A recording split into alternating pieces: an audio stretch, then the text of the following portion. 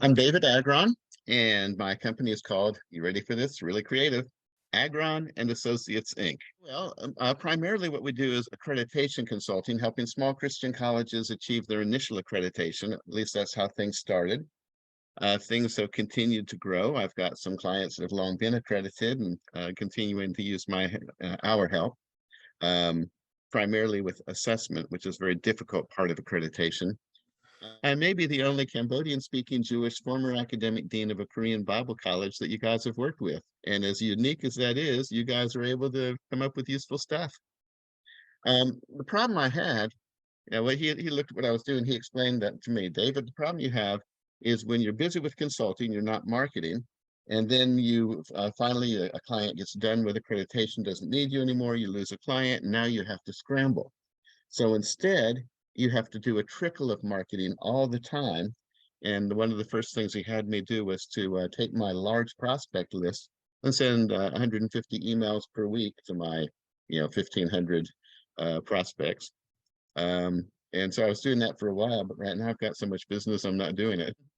I've gotten a little help with some of the technology issues. Um, you guys had me set up a scheduling app on my website, and so I can tell people, here's the link. You can make a meeting with me. Click this link. You can choose the day and the time. And so that's been helpful. There's been some other technology things. I've taken advantage of a little training on social media, but there's just so much that I can do, so I'm not following up on that very much right now.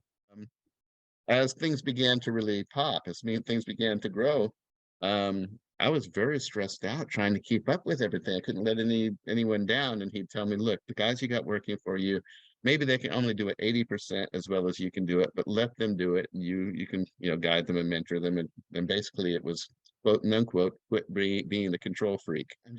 It's been a number of months, but I'm finally to the point where I feel I'm kind of caught up enough. I can launch a new area. He's also been very good with whenever I have an ad to do or some marketing campaign, I have him help me with some of the work, some of the wording on that, what to develop. Um, in fact, this next meeting will be dealing an email to the schools that are going to be at a certain accrediting agency conference on how to market them to them about assessment services.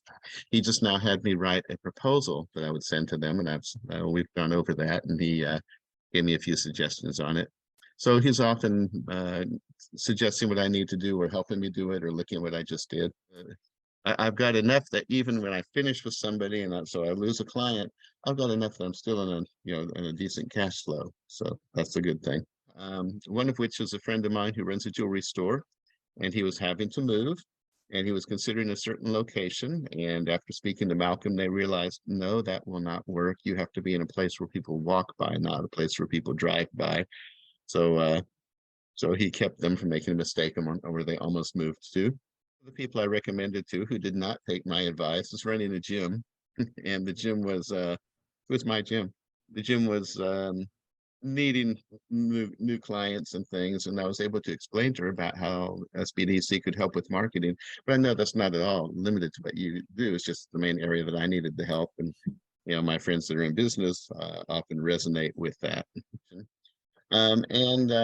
With some little help from Malcolm, who's my SBDC marketing consultant, I am now developing another area that I'm looking to add, which is basically to get accredited is a lot of work. It takes years, but you're not done. You have to keep up with certain things. And then every so many years, you have to go through the process again. It's called reaffirmation.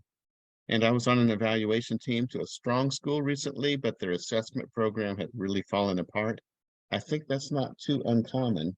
So I'm seeing another niche I can add is to start marketing assessment services, outsource your assessment headaches to the schools, starting to market to them a few years before they start seeking reaffirmation. Appreciate the variety of services, and at different times, I can take advantage of different services that you offer.